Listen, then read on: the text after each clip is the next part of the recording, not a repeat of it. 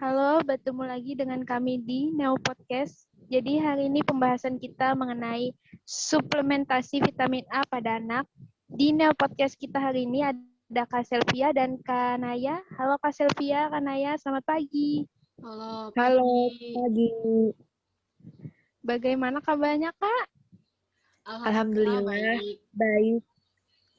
Nah, Kak Selvia dan Kak Naya ini dari mahasiswa jurusan Gizi Poltekkes Kemenkes Palangkaraya. Untuk spesifikasi pembahasannya hari ini tentang apa ya, Kak? Jadi untuk spesifikasi pembahasannya itu untuk melihat asupan zat gizi yang dikonsumsi oleh para balita. Kenapa kita membahas balita yang usia 1-3 tahun? Karena pada usia 1-3 tahun itu perkembangan atau masa golden age-nya kan jadi kita bisa mengetahui asupannya mencukupi atau tidak, terutama si vitamin A-nya. Nah, kalau untuk perannya vitamin A bagi perkembangan anak balita ini apa ya, Kak? Nah, kalau kita ngomongin vitamin A, itu pasti kan orang umum taunya buat mata ya.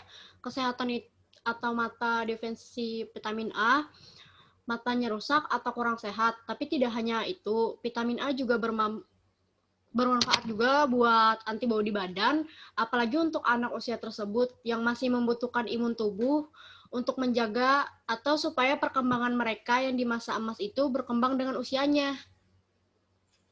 Iya, jadi tidak hanya untuk kesehatan mata, vitamin A juga sebagai antibodi dan baik untuk sel-sel tubuh, terutama untuk rambut dan untuk kulit. Itulah peran vitamin A. Oh, jadi sebenarnya banyak ya, Kak, manfaatnya, bukan hanya untuk mata saja. Iya, banyak sebenarnya, tapi kebanyakan orang tahu hanya untuk mata saja. Ini misalnya kurang vitamin A, Kak. Dampaknya bagaimana nih, Kak, terhadap balita? Karena kan banyak balita yang defisiensi vitamin A tuh, Kak.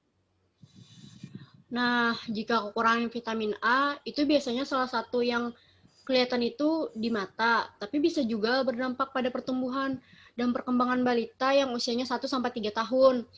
Nah, itu contohnya anak mudah sakit karena imun turun, apalagi didukung dengan lingkungan seperti sanitasi yang tidak baik atau PHBS yang kurang, dan pada kulit juga terlihat jika kurang vitamin A terlihat kusam. Nah, kalau dari faktor nih, Kak, faktor apa saja sih yang menyebabkan seorang anak mengalami kekurangan vitamin A? Kalau sudah ngomongin apa sih faktornya yang pasti, yang utama itu asupan ya. Tapi selain asupan, banyak sumber sih kekurangan vitamin A, salah satunya lingkungannya. Bagaimana sih lingkungannya? Apakah lingkungannya persediaan asupan vitamin A-nya cukup, ketersediaan pangannya cukup, dan pendidikan ibu juga berpengaruh.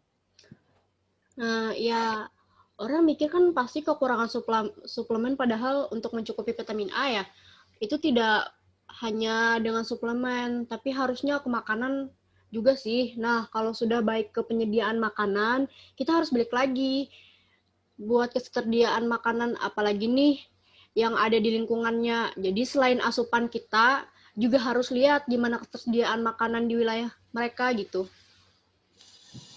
Terus sekarang kan pemerintah mempunyai program suplemen vitamin A, tuh Kak, berapa kali dalam setahunnya? Oh, itu 1 tahun 2 kali. Februari dan Agustus kapsul merah dan kapsul biru. Manfaat pemberian vitamin A ke anak dari pemerintah ini apa, Kak? Vitamin A atau retinol ini dapat mencegah rabun senja, kerusakan kornea atau seroftalmia kalau pemberian pada anak. Nah, terakhir nih, Kak, sebelum ditutup. Iya, Cara mendapatkan vitamin A nih gimana sih? Nah, cara mendapatkannya sangat mudah. Kapsul vitamin A bisa didapatkan di fasilitas kesehatan seperti rumah sakit, puskesmas, dan praktek dokter atau posyandu. pendapatan vitamin A juga tidak dikenakan biaya atau biasanya gratis loh.